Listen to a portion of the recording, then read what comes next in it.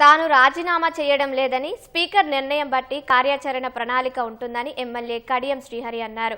జనగామ జిల్లా స్టేషన్ గన్పూర్లో నియోజకవర్గ స్థాయి కాంగ్రెస్ పార్టీ ముఖ్య కార్యకర్తల సమావేశంలో పాల్గొన్న కడియం స్థానిక సంస్థల ఎన్నికల్లో కాంగ్రెస్ అభ్యర్థులను గెలిపించాలని కోరారు.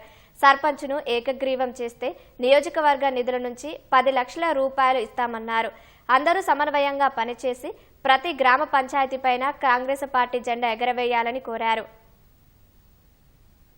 మీ ఎన్నికలు మాత్రమే, మీరు ప్రజాప్రతినిధులుగా ఎన్నికలు మాత్రమే. ప్రస్తుతం నా ఎన్నికల గురించి ఆలోచించకండి, నా రాజీనామా గురించి ఆలోచించకండి. దాన్ని చూసుకుందాం తర్వాత. నేను రాజీనామా చేయడం లేదు. స్పీకర్ గారు ఏ నిర్ణయం తీసుకుంటారో వాళ్ళ నిర్ణయం తర్వాత నా కార్యాచరణ ప్రణాళిక ఉంటది.